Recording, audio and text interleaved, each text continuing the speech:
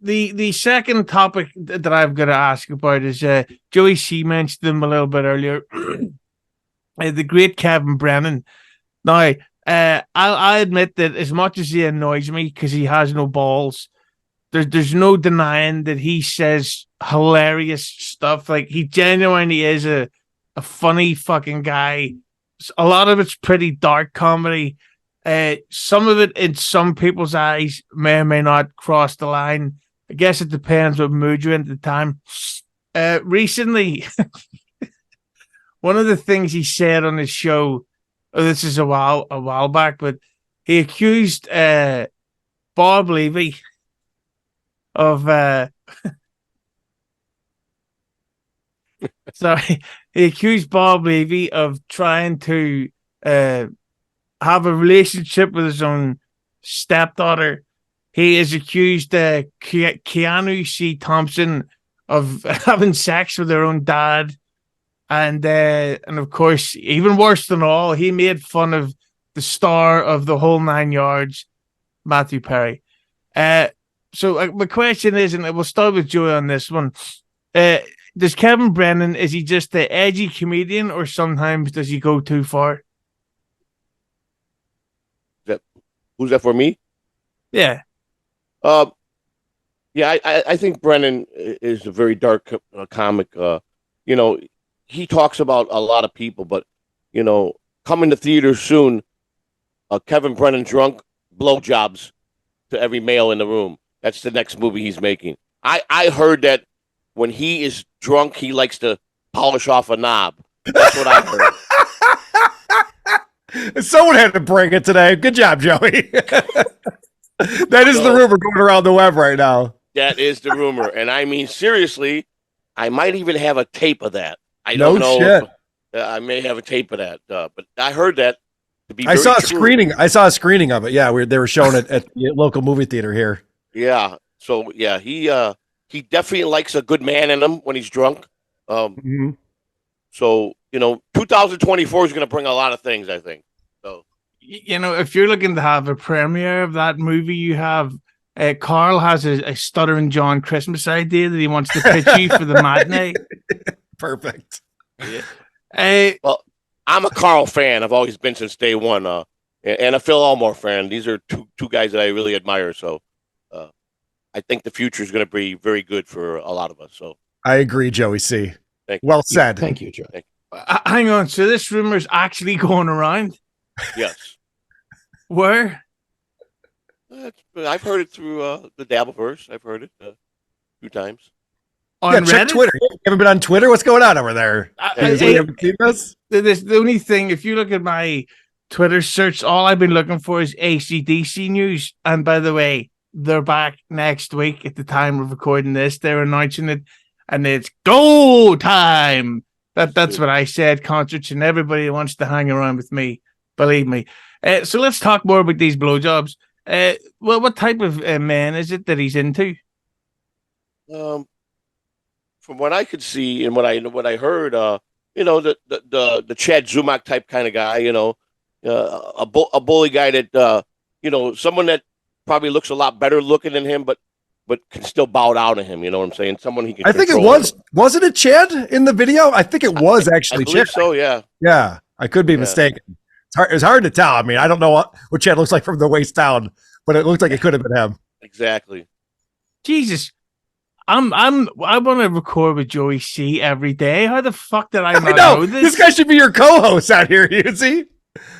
Holy shit. This took a weird, dark turn. Yeah. Or did it just become the most Christmas episode of all time? Wait, hold on a second. Let's ask Chad. Let's ask Chad if he has a comment about this. I don't give a fuck. All right. He's fine with it. You're an idiot. Yeah. Can't you shave your balls every once in a while? You're an idiot.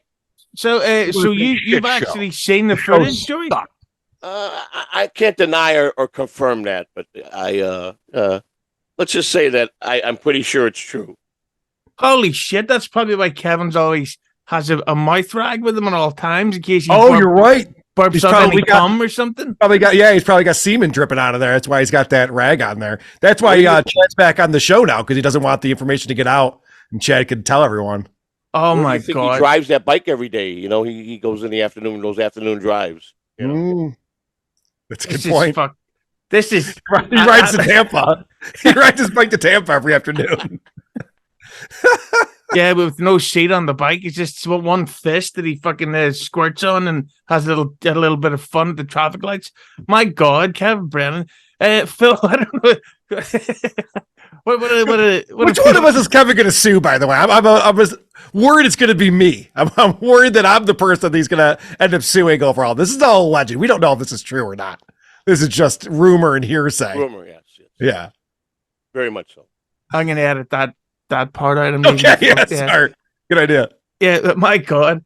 Phil, with that visual in your mind of Kevin Brennan enjoying himself, as Joey would call it, the sausage. What do you think of Brennan? Do you think that he goes too far? Or do you think that it's just edgy comedy with the cum in his mouth? Well, again, this took a weird, dark turn. I think the problem when your comedy is edgy by definition, you tend to lean on that as a cheap way to get a reaction from your audience. So, like, what is a shock jock like Howard Stern? It's somebody who's trying to be in your face and shock you to get that reaction, because it's kind of a substitute for doing something more complicated. So, it's much easier to get national coverage for saying mean things about Matthew Perry than it is to be so incredibly funny that people can't stop talking about how funny you are. So I think edginess becomes a crutch where you're just being, you turn into an edgelord because it's easier than doing something substantive. So I think that defines a lot of what he does, even though he is genuinely funny too.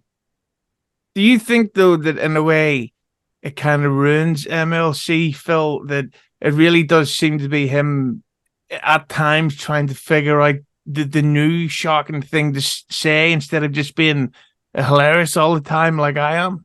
Well, I've never enjoyed MLC and I don't really watch it, so I don't know if you can ruin it, because there doesn't seem to be much there as shows go. The only time I got interested was when they did the roast battle, and that had nothing to do with him.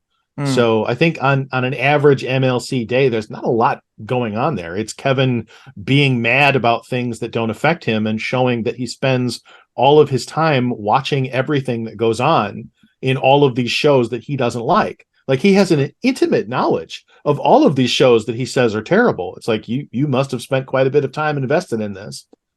So, but Joey C told me that Brennan in 2024 is going to change the name from Misery Loves Company to Man Loves Cum. So it's going to be a fun to see what happens. That seems like an unwise marketing decision. Usually he, like Phil just said, he seems to know a lot. He claims he never watches anything.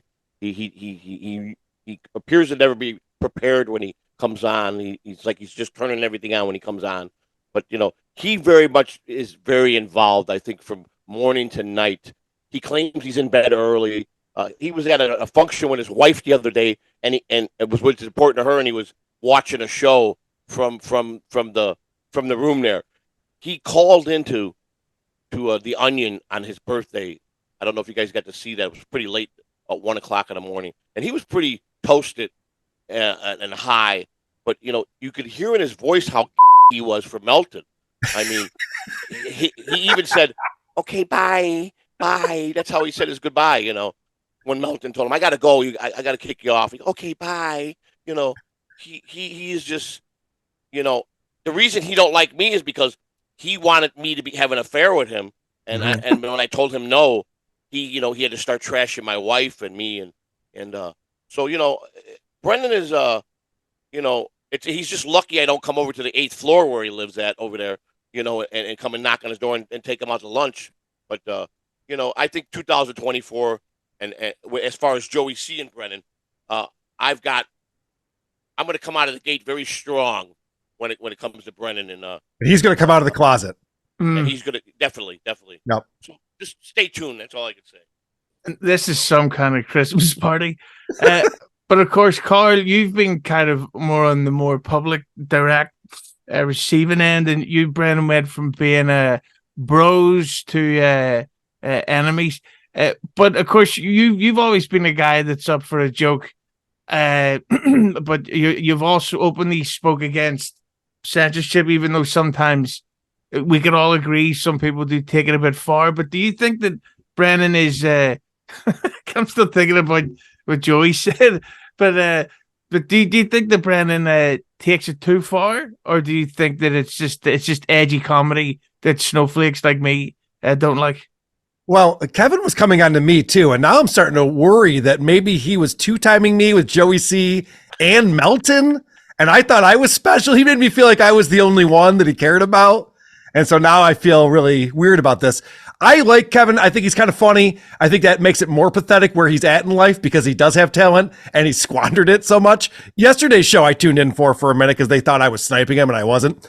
And the topic of conversation was how ugly my wife must be, which is always a fun topic of conversation. If you want to know how ugly my wife is, you can watch Who Are These Podcasts. She's been on it recently a few times. So they were all speculating on how ugly she must be based on photos of me that have been circulating on the internet. Because for some reason, Stuttering John thinks the way to get over on me is to show photos of me at my job or in my band from 10 or 15 years ago, which is really getting me. What Stuttering John's really going to hurt, really going to hate if certain Jay Moore episodes resurface. That could be awkward for him and his kids. But do you think though that yes? I don't talk about John's kids. I won't stand for that. That's where I draw the line over here, Hughezy. Yeah, I'll take it out in editing. But with Brennan, I just think that some of the stuff, like saying that shit about Levy's stepdaughter, the girl that everybody pretended to not check out those leaked photographs. I just think that saying that sort of shit. That's the kind of joke that you can't really take back, because even if him and Levy get back on track, that's always going to be there. And I doubt that Gina Levy, and believe me, I don't think she's ever really going to be okay with that kind of shit having been said. And I just think that if Brennan ends up, in the hospice dealing with his virus, getting the better of him, Studio 54 cold, as we like to call it. I think that it's really going to backfire. Like when you're fucking having losers like Quadfather, or scumbags like Stevie Lou, or bastards like Ski Mask on your show as guests, you're probably going to regret. Hughezy, have you been a guest on MLC before? Yeah, but I've been banned. You've been banned? Why is that? Why were you banned? Because I kept making fun of Brennan and talking about Leslie Jones, the really funny comedian. Yeah, she's hilarious. And I feel like that's tarring everybody with a really broad brush. I like the Quadfather. I like Stevie Lou. Quadfather gave Chad a bunch of grief on one of those episodes, and Chad was desperately running through all of the defense routines in his repertoire to try and deflect from the grief he was taking. And it was fascinating to watch. That was compelling. So I think, just because he's not getting A-list stars on, I don't think that makes all of them bad by definition. Oh, no, they're just scumbags regardless of their fame. I like them all, but they're all scum. And of course, I would never try saying of you guys behind your back. but with Quadfather is actually a perfect example. This is a guy who fucking, was it 8 years ago or something, all could have ruined his life with the one of the most horrible types of accidents in the world. And you look at him today, and he's funny as fuck, and he's like super happy and positive, while people like Stuttering John and fucking Brennan are battling fucking Jake Hudson online and sometimes losing. Yeah, that was a bad look. Yeah. Like if you lose to how do you go from being on the Stuttering, the Hard Stern show, to sometimes co-hosting Jake Hudson's show when Jake can find the time for you? Yeah, I think the difference is people genuinely like Jake and have compassion for him, and John makes it extremely difficult to like him or have compassion for him. Yeah, that word difficult has been coming up a lot lately when it comes to centering John Melendez, I've noticed. Yeah. Well, Yeah. I think John did that though. I think he really goes in his corner because he wanted everybody to know he gave him $50. That was vitally important for John Yes. to let the world know he gave Jake Hudson. Not only did he do his show, he gave him $50 during that show. And he didn't even charge him to be on his show, Joey C. He also made that very clear. Unbelievable. Yes, he did. You know, And a guy that he claimed was his friend at one time, you know, for the 15 minutes he was on my show, I had to hear about this through his show for the next 3 weeks. You know, I never asked him because for a reason that I didn't want that to happen because I didn't want him to think I owed him something, which apparently I did. But can you imagine a Studio 54 today with this cast of characters in the Dabbleverse and Jake Hudson running Studio 54? It would be $1 billion industry if we had Studio 54 with Brennan being the door greeter with the glory hole room next to the entrance. It would be fabulous. If somebody out there can draw, can you please send me the AI photos of Joey C's ideas? This would be fucking excellent.